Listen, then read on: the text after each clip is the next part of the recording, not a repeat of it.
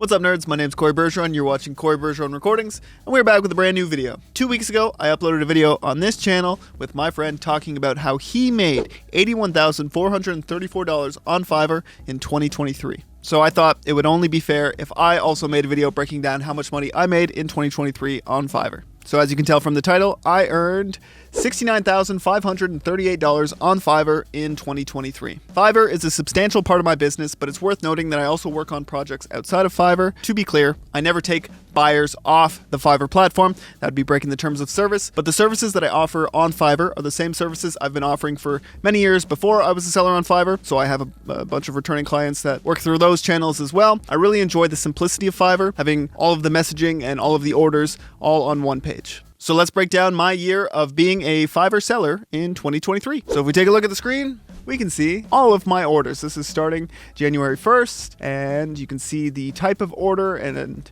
you can see how much they paid, if they left a tip, and you can see the review over here. So scrolling up through here, you can see that there's a lot of mixing gigs. You can see which ones are custom offers. You can see that there's a lot of pro gigs as well as there are promoted gigs. So if I keep scrolling, you'll see that I worked on 249 orders in the year of 2023. We're in February here. Keeps going. You can see some Fiverr's choice orders here, which means that you've done a good job as a seller and that Fiverr's algorithm has essentially put you on the front page because you do exceptional service. And keep going. More Fiverr's choice, more pro, more promoted, more 5 stars. And there we go. If I keep scrolling, this is what a year's worth of orders looks like. And boom, we're now in 2024. Okay, so take a look at this page here. This is my Fiverr orders in 2023. And what I did is I actually counted out all the orders that I did. And this is the amount of orders that were completed under each gig. And you can see the categories of the gig. So these are the categories defined by Fiverr. Under mixing and mastering, I have these 4 gigs, which are essentially the same type of gig, just in a different genre. So I will mix and master your pop punk. I will mix and master your indie song, your country song, your rock song, and you can see that the vast majority of the orders came through the mix and master your pop punk with 129, 20 on the indie mix, 8 on the country, and 30 on the rock. If we move down here, we have music and audio advice, which is a category on Fiverr, and I had a gig called Teach You How to Use Pro Tools. I changed the name a couple times. It was Teach You How to Mix Pop Punk, or Teach You How to Use Pro Tools, and I had 5 orders on that. Under music and other, I had Time-A-Line and Mix Your Drums, and I had 6 orders on that. I don't know if this is the right subcategory for this, but this just so happens to be what this was under. I made this gig many, many years ago, so I don't know if things have changed on the other end. And then under songwriting, I have Write Your Pop Punk Instrumental, which I had 29 orders on.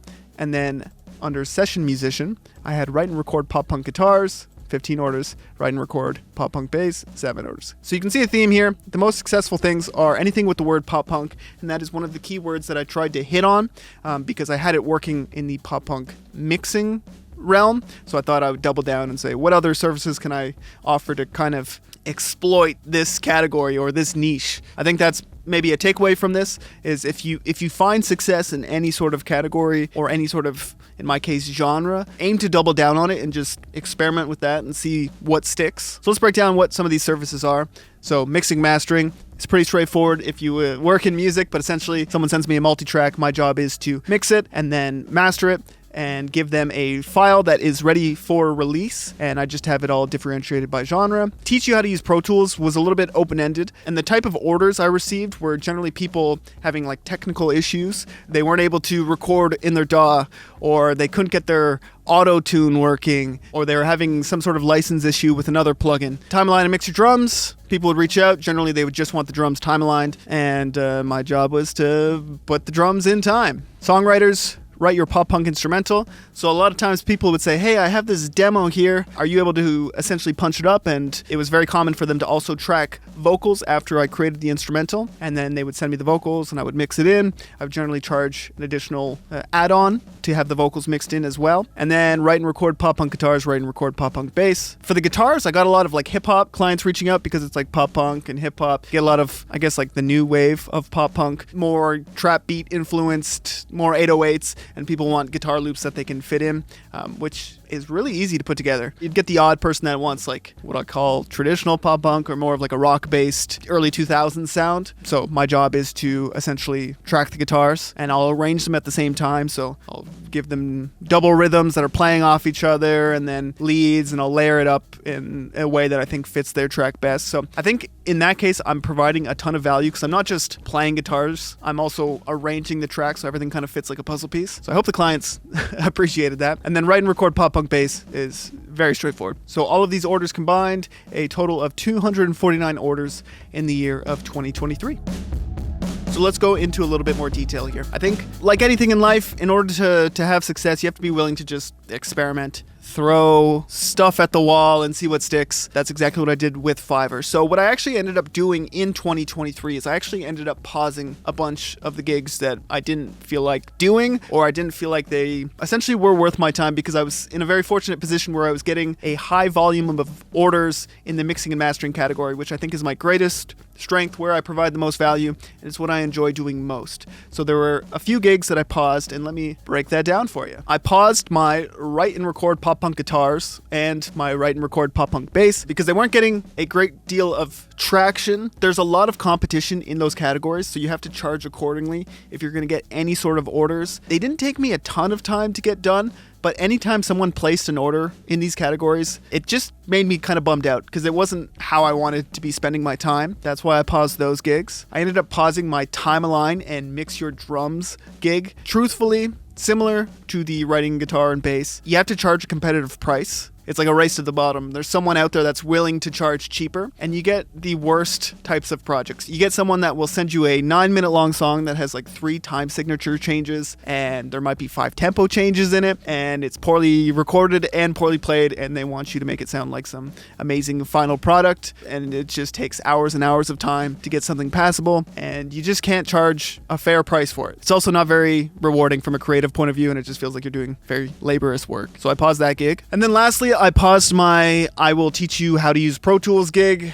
This one's a bit different than the others. I found that I actually got like sick pleasure out of helping these people. We would hop on a Zoom call, they would show me their screen, and I'm good at problem solving. I have a lot of experience using software over the years and hardware, and I was always able to find a solution for the person on the other end, and they were extremely grateful for it. But there's something anxiety-inducing just about hopping on a call with a stranger, and you have to rely on them to be technically savvy enough to share their screen and follow the steps that you're doing. And every single call that I did took longer than an hour, and we would generally allocate 1 hour for it because my plate is generally very full, and sometimes too full. I figured this is something I can let go, and it won't have a great impact on my profile.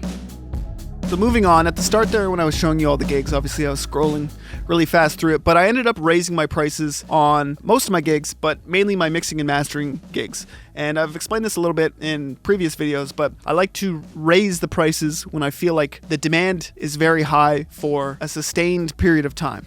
I'm kind of reluctant because I like to give the buyer on the other end, the best service where it's fast, it's affordable, and it's good. But by doing that, you kind of throttle demand, and it makes managing life a little easier. I've never had any pushback on it, and if someone reaches out and say, hey, I realized you changed your prices since the last time we did an order, I'll assess the workload of their project, and if I think I can do it in a reasonable amount of time, I'm happy to honor the previous price point. So there hasn't been any issues with that. I know that's something that I've always struggled with. It might be something that you're struggling with, but like I said, in order to be successful on Fiverr and in life, you have to be willing to experiment, and this is something that I'm glad that I experimented with.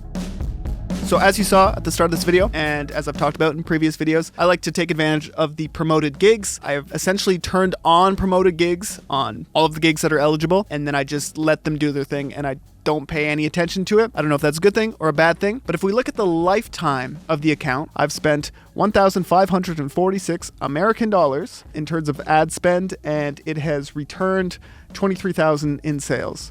If you're looking at it very simply like that, it works. Because I've had my gigs promoted for so long, it's hard to, compare it and A/B what it would be like without it. But I would say in my experience, it is worthwhile, and I will continue doing it until I have a reason not to. Another thing I changed in 2023 is I changed my delivery time. When I first started on Fiverr, I actually had a 24-hour delivery window, which was totally insane. But I wanted to build my profile as fast as possible. I wanted to give the buyer as much motivation to hire me versus the next guy. After realizing that was a terrible idea, I changed it to 5 days, and I had it as a 5-day delivery window for a long time. There was no issues. Again, the motivation was to keep it as tight as possible so the buyer had the best experience. They got a service that was good, fast, and cheap. But when you have a lot of projects on the go, this is not a good thing. So I ended up changing my delivery time to be 2 weeks on every gig. You order anything, it's 2 weeks. Just like raising my prices, I was reluctant to do it, but I felt like I had to at least try it, and not a single soul complained about it. Nobody complained about it. It's not a problem. People realize it takes time to do good work, and it took me changing my delivery time to 2 weeks to realize that. It also allowed me to create a gig add-on to have fast delivery. So if someone does want the service fast, and in my case, my fast delivery is 3 days. If somebody wants that, it's clear as day that the delivery time is 2 weeks. If they want it faster, they have the option to pay for it at the start, and then I can prioritize their project. By changing my delivery time, it has made life more manageable, which when you're grinding, working on projects all the time, it's a very important thing. Okay, so that was a recap of 2023. Let's talk about what I've been neglecting that I should probably address going into 2024 as it relates to Fiverr. And the truth is, I don't have anything specific. I have created my gigs, and I've just let them do what they're doing. It's been a long time since I've refreshed my profile, my bio. I know for a fact that I haven't swapped out any of the samples in my portfolio. So if you go click on one of my mixing and mastering gigs and it shows examples of my work, it's examples from many, many years ago. And I strongly believe I've become a much better mixing engineer since when I had those samples. So I'm probably doing myself a disservice by not having an updated portfolio, but I've just been so busy, and I guess I'm making excuses. But that is something that I should 100% address and make the time for in 2024. I think another thing I need to do is I need to take a look at the platform, see what other sellers on the platform that offer similar services are doing, and maybe take some influence from that and apply it to my profile. There you go. That was a recap of my year of being a seller on Fiverr in 2023. Learned a lot, lots of experimenting, and I feel confident that 2024 will be a bigger and better year in many ways, and I'm hoping to take my Fiverr profile to the next level, and I will be happy to share it all on this channel here. So make sure to subscribe if you haven't. We're looking to hit 10,000 subscribers this year. We're like 1,500 or 1,300 or something like that away from it. So if you haven't yet, please subscribe. I would really appreciate it. I've also made it so you can become a member of the channel, meaning that you can pay $2.99 Canadian and you become a member of the channel. Right now, I don't have much in the way of perks. I'll give you a shout out in my next video, but I do have some ideas of cool perks that I can add in, but I just want to sit on it and think about it a little bit more before I implement it. So if you like this type of content, if you like the other content that I make and you feel like supporting the channel, it does take a lot of time to make these videos. I would really appreciate it if you became a member, or at least considered so. And if you have any ideas of perks that you think I should offer on the channel, let me know in the comment section down below. Thank you very much for watching, and I will see you in the next video.